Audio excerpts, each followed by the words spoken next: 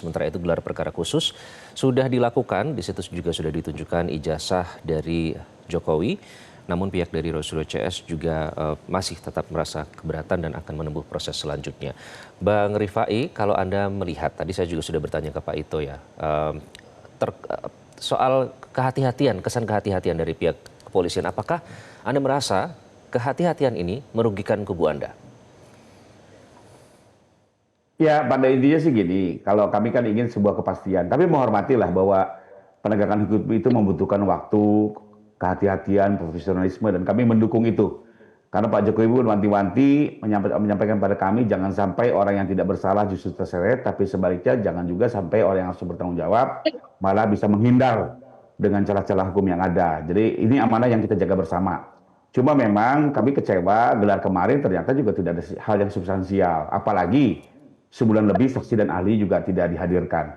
Nah, saya mau menanggapi sedikit terkait dengan pasal 32 dan 35 yang baru saja diangkat. Ini sebenarnya sesuatu yang sudah lama diketahui umum di publik, di media bisa di googling gitu ya. Sejak kami melaporkan 30 April kami sudah menyatakan 32 35 itu kami yang masukkan kok gitu loh. Kok baru sekarang seolah-olah kaget gitu ya. Jadi saya pikir ini isu baru yang dibuat-buat gitu ya. Nah, kenapa? Karena begini, memang kita ketahui bersama, ya, Pak Roy Suryo CS itu waktu melakukan pencemaran sejak 22 Januari hingga 30 April, diantaranya mereka menggunakan atraksi IT di sejumlah media dengan aplikasi-aplikasi tertentu, sampai bilang bahwa misalnya tanda tangan rektor diduga palsu. Dia lakukan aplikasi itu. Lalu ada lagi bilang bahwa ini fotonya foto Dulmatno, ijazah Dulmatno, bukan Pak Jokowi. Dan mereka melakukan alat bantu IT, seolah-olah alat bantu itu sah, ya. Seolah-olah apa yang dilakukan itu adalah betul-betul merupakan atribut IT yang dibenarkan secara digital forensik. Nah, itu yang kami ingin didalami karena Pak Jokowi juga bilang masyarakat mungkin kalau hanya sekedar bicara-bicara ijazah palsu mungkin nggak percaya. Tapi pada saat dilakukan atraksi IT banyak yang percaya dan Pak Jokowi bilang ini kemajuan teknologi jangan pernah disalahgunakan. Coba didalami karena saya yakin betul ijazah ini saya terima dari UGM ini asli. Kok bisa sebuah aplikasi menyatakan ini menjadi palsu? Nah, karena itu kami konsultasikan pada saat membuat laporan, dan ternyata ada dua pasal yang mengakomodir itu, 32 dan 35. Itu pun juga prasangka kan, artinya silakan diperiksa dalam lidik, dalam penyidikan, kalau ternyata tidak terbukti ya gugurkan saja pasalnya kan begitu. Sejak awal tapi sudah ternyata ada kita ya, hormati hasil Bang Rifai, penyidikan, setelah memeriksa 22 ahli, penyidik makin firm bahwa terjadi persangkaan 32 dan 35. Ini pun masih belum vonis ya, masih jauh, masih bersifat persangkaan. Nah, bahwasanya pasal ini menurut saya memang jejak gitu loh, ada alat buktinya. Kenapa harus dikomplain? Kalau memang nanti tidak terbukti kan silakan ke persidangan saja gitu ya. Seperti baik, contoh kita nih. coba tanya Bang Gofur lebih dahulu. Saya ingin minta tanggapannya. Bang Gofur, bukankah sejak awal pelaporan Jokowi itu memang tidak hanya fitnah dan pencemaran nama baik, tapi juga ada jeratan Undang-Undang ITE pasal 32 dan 35 itu tadi? Ya, jadi gini Mas Iqbal ya. Memang pasal 32 35 ini kami baru ketahui kemarin pada saat gelar perkara khusus sesi kedua, di mana Mas Roy dan Bang Rismon meminta supaya LP Pak Joko Widodo bisa diakses, kemudian dibukalah oleh penyidik. Disitulah kami baru tahu bahwa masuk pasal 32 dan 35. Kenapa? Karena dari awal Pak Joko Widodo hanya selalu mengatakan ya bahwa saya tidak melaporkan pasal, saya tidak melaporkan orang, tapi saya hanya melaporkan peristiwa yang diduga itu adalah peristiwa pidana. Itu clear, selalu pernyataan Pak Joko Widodo adalah seperti itu. Nah, kemudian kemarin pada saat gelar perkara khusus kami baru tahu bahwa pasal 32 35 ini ternyata berdasarkan LP dari Pak Joko Widodo. Kami kira awalnya itu LP-nya dari Lecumanan atau dari Samuel Suekan atau dari satu lagi Andi Kurniawan ya, karena ada 3 pelapor bergabung dengan Pak Joko Widodo sehingga jadi 4 laporan kepolisian.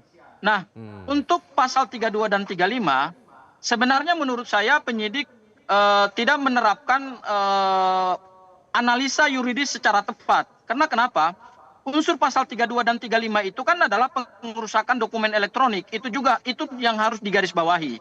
Bahwa dokumen yang diunggah oleh Dian Sandi, awalnya kan beliau mengatakan ini adalah ijazah asli Pak Joko Widodo. Kemudian dari ijazah tersebut kemudian dianalisa. Tidak pernah dokumen digital itu dirusak, diubah, atau kemudian ditransmisikan, atau kemudian seolah-olah itu adalah benar menjadi palsu menjadi benar. Tidak seperti itu. Dari satu fakta hukum yang kemudian dipresentasikan oleh para tersangka kemarin, terutama adalah RRT, Rismond, kemudian Mas Troy dan Dr. Tifa, sebenarnya mereka dengan lugas mengatakan bahwa kami tidak pernah mengubah dokumen elektronik. Justru yang mengklaim itu dokumen asli itu kan adalah Dian Sandi. Itu hal yang pertama. Hal yang kedua, pada saat gelar perkara khusus kemarin, kami juga mendatangkan 2 ahli. Ya, nah dari keterangan 2 ahli itu juga confirm bahwa tidak ada unsur pengerusakan dokumen elektronik sebagaimana unsur delik yang diatur dalam pasal 32 dan pasal 35.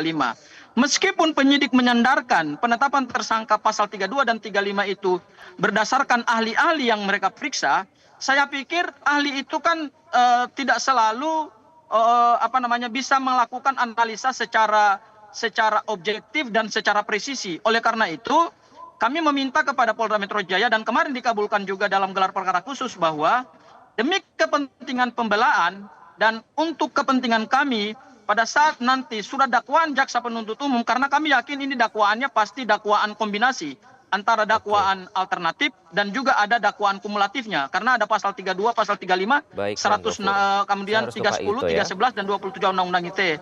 Nah, kami berterima kasih kepada Polda Metro Jaya dengan adanya saksi ahli atau ahli yang akan kami hadirkan, mudah-mudahan itu bisa memberikan perspektif lain atau perspektif baru dalam rangka ahli kita memberikan pembobotan secara hukum meringankan ya kepada penyidik Polda Metro Jaya. Oke, Pak Ito, jerat pidana ancaman di atas 5 tahun penjara. Sampai sekarang penyidik belum ada melakukan penahanan. Ada upaya pencegahan bepergian ke luar negeri, Pak Ito. Apakah dampaknya apa, Pak Ito? Gini, saya mau coba dari pemahaman yang saya juga diskusi, pasal 32 itu kan mengedit. Tadinya kan yang dari Dian Sandi kan agak tidur, kemudian diedit menjadi tegak ya. Dan itu kan sudah ada perubahan dari yang didapat dari Dian Sandi mungkin masuk ke pasal 32 IT. Ya. Kemudian pasal 35 ini kan sudah jelas di sana disebutkan bahwa seolah-olah memanipulasi data, bahwa itu seolah-olah otentik. Nah, kemudian kan ijazah yang diperiksa oleh Bareskrim itu kan otentik dan identik. Ini mungkin pemahamannya, tapi jangan lupa bahwa ini kan baru pasal yang disangkakan. Nah, kalau menurut saya argumentasi yang disampaikan Bang Sangaji bagus ya. Mungkin lebih bagus lagi kalau itu kita jadikan untuk bahan-bahan pada saat mengajukan pra peradilan. Jadi nanti justru di situ akan jelas pasal-pasal mana yang mungkin bisa dikenakan, dan ini pun di jaksa nanti mereka pun akan menguji.